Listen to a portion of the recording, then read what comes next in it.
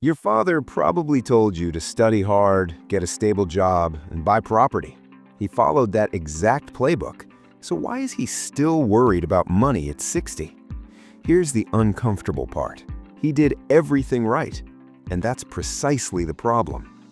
India's middle class isn't failing because of bad decisions. It's failing because the game changed and no one updated the rulebook. Let's talk numbers first. A middle-class household in India today earns somewhere between 40,000 and 2 lakh rupees a month. That's roughly 30 to 50 million people, depending on who's counting, the aspirational core of the country. Now, here's what's strange. India's GDP has grown nearly 6 times since the year 2000. Stock markets have exploded. Billionaire wealth has compounded at rates that would make venture capitalists blush. And yet, in 2026, the average middle-class family feels like they're running on a treadmill that keeps speeding up. Why? Because there's a structural trap built into the Indian middle-class financial life cycle, and it activates the moment you start earning. It begins with salary. Most middle-class wealth in India comes from active income. You work, you get paid. Sounds fair, but here's the thing. That salary is the slowest appreciating asset in the modern economy.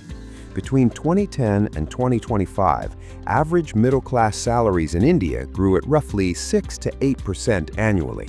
Respectable, right? Now, compare that to residential real estate in Tier 1 cities, which grew at 12%, or equity markets, which returned 14%, or gold, which did 10%. Your salary is appreciating, but everything you need to buy is appreciating faster. This is the first trap. Your income grows in a straight line. Your expenses grow exponentially. Let's follow the typical path. You're 25, you land your first real job. Salary feels generous at first because you're comparing it to zero. Then you get married. Then the home loan conversation starts. Then kids. Then education costs. Then healthcare for aging parents. Each of these isn't a one-time expense. They're recurring financial obligations that grow faster than inflation. School fees don't increase at 6%. They increase at 12, sometimes 15. Health insurance premiums double every few years. Rent in metro cities climbs relentlessly. And here's where it gets devious. The Indian middle class is culturally wired to prioritize stability over growth. That means fixed deposits. That means PPF. That means life insurance policies that are actually terrible investment products dressed up as security. As of 2026, the average Indian household still keeps nearly 70% of its savings in physical assets or low-yield instruments, property, gold, bank deposits. These aren't bad, but they're defensive. They preserve wealth. They don't create it. Meanwhile, the top 10% of earners, the ones who've already crossed into wealth, are doing the opposite.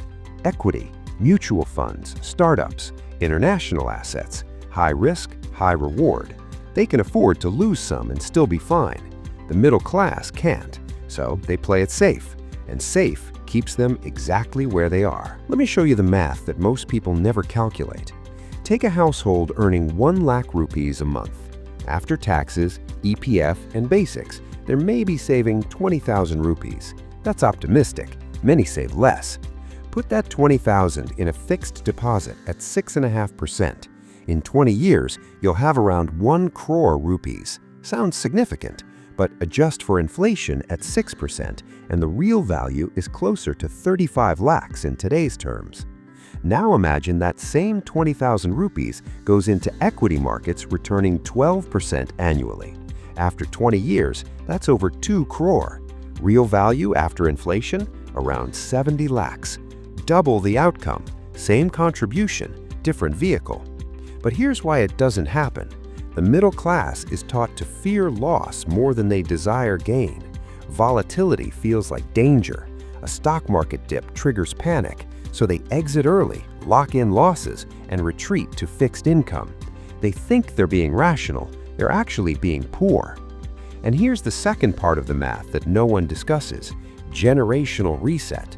Wealth in India doesn't compound across generations for the middle class the way it does for the rich. When someone in the top 1% dies, assets transfer cleanly. Trusts, wills, legal structures. The next generation starts ahead. When a middle-class parent dies, the wealth gets fragmented. Multiple siblings, property disputes, illiquid assets that take years to settle. The inheritance that was supposed to be a head start becomes a distraction. So every generation starts from scratch and wonders why they can't catch up. Now, let's address the narrative you hear everywhere: Startup India, digital economy, wealth creation for all. It sounds inspiring, and for some, it's real. But let's zoom out. By 2026, India has produced over 120 unicorns. Incredible. But those unicorns created wealth for founders, early employees, and venture investors. The middle-class salaried professional watching from the outside got nothing except maybe a Swiggy discount. The wealth isn't trickling down, it's compounding upward. Even the so-called democratization of investing through apps and mutual funds has a ceiling. Yes, more Indians are investing in stocks than ever before, but the average portfolio size is still tiny, a few lakhs at best. That's not generational wealth, that's supplemental income. And timing matters. If you entered the market in 2017, you did great. If you entered in 2021 or 2022, you've spent years underwater or barely breaking even. The middle class doesn't have the buffer to wait out long downturns. They need liquidity, so they sell at the wrong time, again. Then there's real estate, the most emotional asset in India. Buying a home is seen as the ultimate middle-class milestone. But here's the reality. For most, it's a trap disguised as achievement. A 30-year home loan at 8% interest means you pay almost double the property's price by the time it's yours. You're locked into one city, one job market, one illiquid asset. You can't move for better opportunities without massive friction. The wealthy buy real estate as investment. The middle class buys it as identity, and identity doesn't generate returns. So what's really happening here?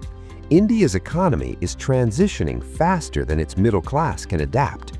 The old model, study, job, pension, property, worked when growth was predictable and costs were stable. That world is gone.